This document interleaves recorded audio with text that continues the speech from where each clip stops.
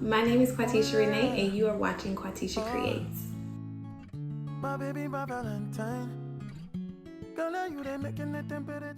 Hello besties. So today we are going to be learning how to make a Milky Way tumbler design. A lot of people love this design, but there are lots of makers that are also intimidated by this design.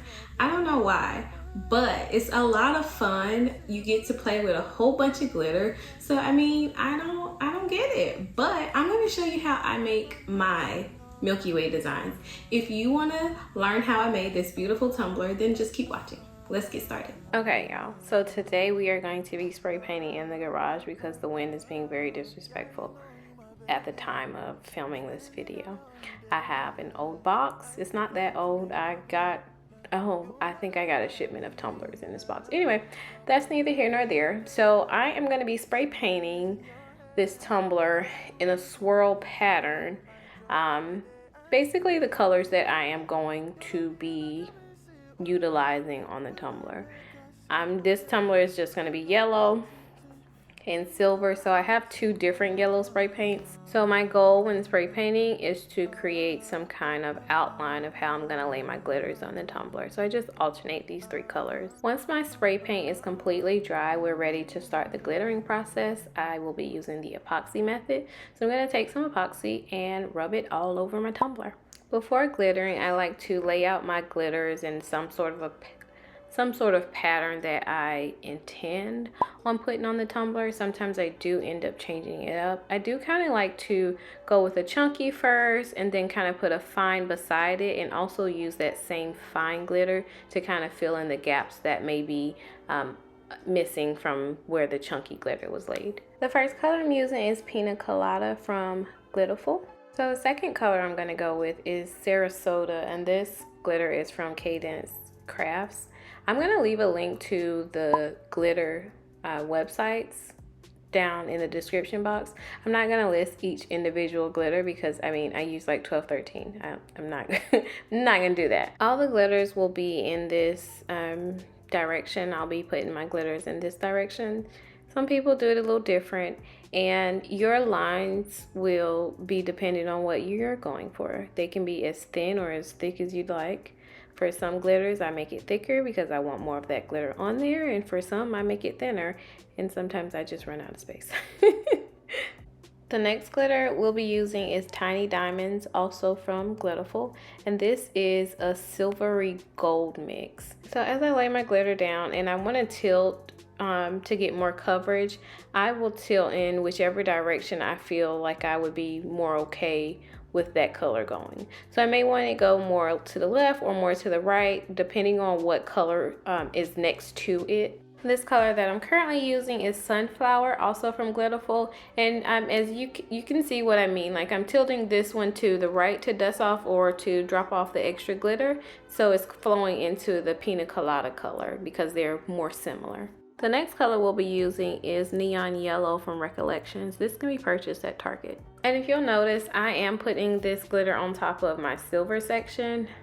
And if you'll also notice, the yellow glitter is not popping as much as it should be. This is a neon yellow, but because I'm putting it on a silver base and not a yellow base, you're not being able to see the true color of this glitter. That's why I believe in base painting your item or your tumbler, the color that you're going to be glittering it. The next color we'll be using is Silver Sulfur. This is also from Glitterful. Next color we're using is Lemon Drop from My Extra Creations. I'll leave a link to her website in the description box. And then we're going to come up beside that lemon drop with Taxi from Glitter Chimp. I'll leave a link down below. Next to the Taxi, we are going to come in with Bright Future, also a color from Glitter Chimp. Now it is a very silver, well, it's a very pale yellow, but it has like a silver shift to it. So I felt very comfortable with putting it like basically in the silver section. I think it turned out gorgeous. Now we're gonna come in with Big Bird and we're gonna kind of fill in the Bright Future. Now we're gonna come in with Promise, which is my absolute favorite chunky silver in the whole wide world. Next, we are gonna come in with Sterling. This glitter was purchased from Shop Silver Glitz. I'll leave a link down below. Now our tumbler is completely glittered, and we are going to take our parchment or wax paper and we are going to roll our tumbler completely in this paper and smooth it out. I'm applying some pressure to help lay down all that chunky glitter. We do this because this is going to help us get to a smooth finish quicker. If we go to epoxy our tumbler and we have a whole bunch of chunky glitters like sticking up all over the place, then basically they're going to get really hard and they're going to stay stuck up. Like, they will remain stuck up. Once you have epoxy on it and it's hardened, it's going to be very difficult to get those down. What we're doing here is filling in some gaps that I see, and I am using some of the glitter that came off of my catch paper. It's mostly the neon yellow from the Recollections. And by mostly, I mean it is the neon yellow from Recollections. However, it was contaminated with some other glitters. When I put this on my tumbler, a lot of the other different glitters fell in and I didn't feel comfortable putting it back into my jar. So what she's looking like, all glittered and laid. Glittered and laid. So it's the next morning. It's been at least 6 hours and I'm going in with my first layer of epoxy. I am using Counterculture DIY's medium viscosity. So I'm just gonna put about 25 to 30 mLs of epoxy onto the tumbler. I'm gonna let it spin, and then approximately 8 hours later, I'm gonna come in with my next layer and we're gonna do the Milky Way situation. For our Milky Way swirls, we'll be using a combination of mica powders and acrylic paint. These are some of the colors that we'll be using: Frosty Sage and Lemongrass and Pearl White. These are two of the acrylic paints that I have in the color silver. I'm not sure which one I'll be using. So we are going to start scooping out our mica powders. This little spoon thingamajigga is what came in the pack. I have a pack of 24, I believe, mica powders from Maritza. I purchased it directly from their website, but it's also available on Amazon and other websites as well. So I have several different medicine cups and I am putting each individual mica or acrylic paint in the medicine cup, and then I'll put epoxy in the cup on top of the solvent. I also put a layer of epoxy on my tumbler first. So there is about 15 to 20 mLs of epoxy on the tumbler. I like to do that first, allow that to spin and settle while I prepare all of the items that I am going to be using for the swirl. I'm also using white acrylic paint and some yellow acrylic paint. These were apple barrel, I don't know why I always mess that word up. Apple barrel paints that I purchased from Walmart. You want to add about 5 mLs to 7 mLs, sometimes 10 mLs, depending on the additive that you're using and the amount of the additive. Your acrylic paints are going to be more opaque and your micas are going to be more transparent. And if you put too much acrylic paint in your epoxy, then it will get real sticky and gooey. And the stickier it is, it will move less. And some people may want that and some may not. Also, depending on how much epoxy that you put on your tumbler is going to depend on how well your additives move when you put it on the tumbler. So if you're looking for a big shift, you want to make sure that you have like a decent amount of epoxy on your tumbler. And that's going to depend on you and your tumbler and the temperature, the epoxy you're using, a whole bunch of stuff. Now the big thing here when you go to apply your acrylic paint, I like to start with the acrylic paint, you want to not chase your tumbler. So I like my tumbler going to the right, spinning to the right. So I always start with the bottom corner and I just let my tumbler turn. And if I miss a line or my line gets broken up, then I just wait for it to spin around and try to reconnect it. but I like to take it from the bottom and go all the way up at first. When I am creating my Milky Way swirls, I like to start with the lightest color first. White is usually the predominant color on Milky Ways, so you will typically use more white than you will of the other colors. So I first go in with my white and I use my acrylic paint, and now I'm coming in with my mica. And I just like to use a variety of different additives because it just adds dimension. Instead of having all of the acrylic paint lines going through, we have, because like I said, the acrylic paint is opaque and the mica is more transparent. So while yes, they're both white, or they appear to be the same color, they are different because the mica powder is more transparent. So it's going to give a different effect. So I like to use a variety of additives.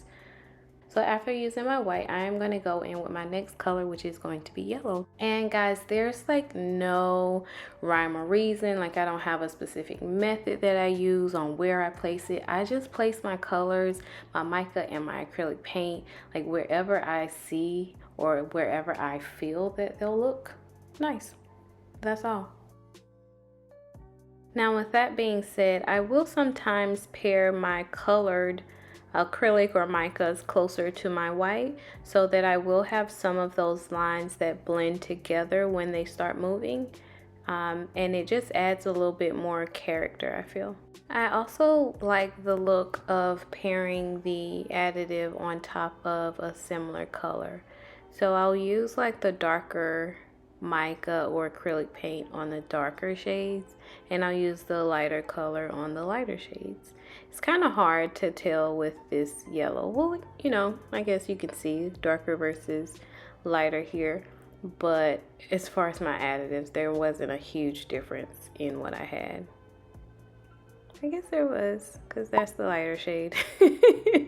Anywho, with colors, I feel like purple. Purple is one of my most commonly sold Milky Ways. You can definitely tell with the different shades of purple, I feel. Yellow's a little more difficult. But like I said, I just like to pair the color with the color, if that makes sense.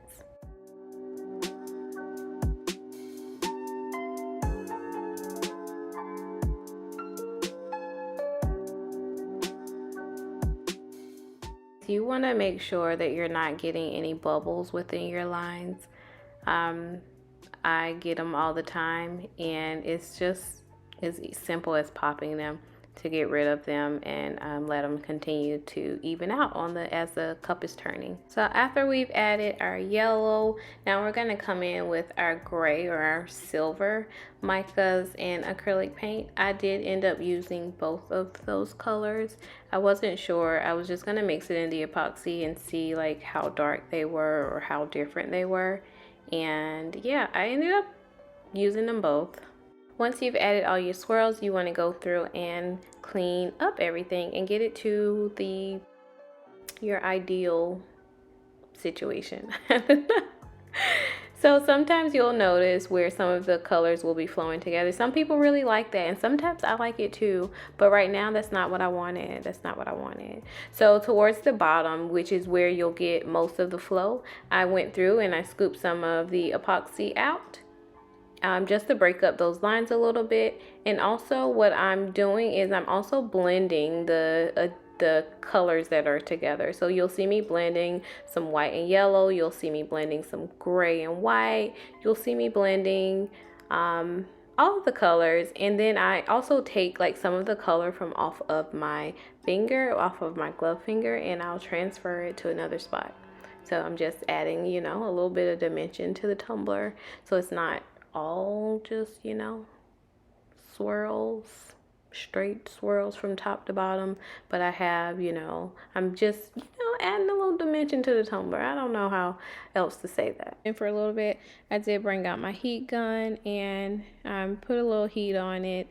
Not too much, because I didn't want to give it too much movement. When you do heat up your epoxy, it does give it some movement. So just be careful if you do choose to go that route in using your heat gun.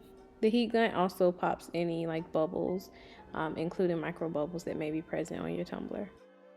After using the heat gun on the tumbler, I'm sure to stay close by and so that I can keep an eye on the tumbler because I did not want my colors blending too much.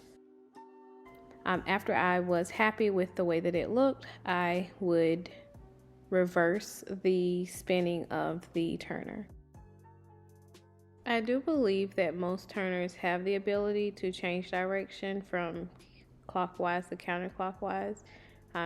If you are purchasing a turner for the first time, I would make sure that I see that information in the directions or check the reviews to see if someone's complaining about it not being able to do that, because that is important. Now you want to let your turner spin for about 6 hours, and you can recoat it with the next layer of epoxy after 8 hours. After this layer dries, you will notice that there will be like waves, I guess, in your tumbler. Just know that that is normal and it is easily fixed by adding additional layers of epoxy. Hey guys, that's it for this video. Thank you so much for watching. Don't forget to like this video, subscribe to my channel, and turn your notification bell so you can be notified every time I post a new video. Until next time, bye bye.